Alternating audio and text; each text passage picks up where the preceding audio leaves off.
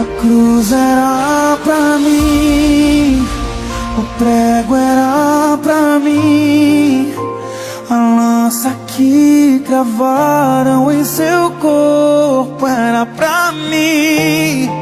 Seu desamparo foi calor pro meu abraço, seus pés pregados desataram os meus passos, e o seu silêncio pôs um cântico em meus lábios.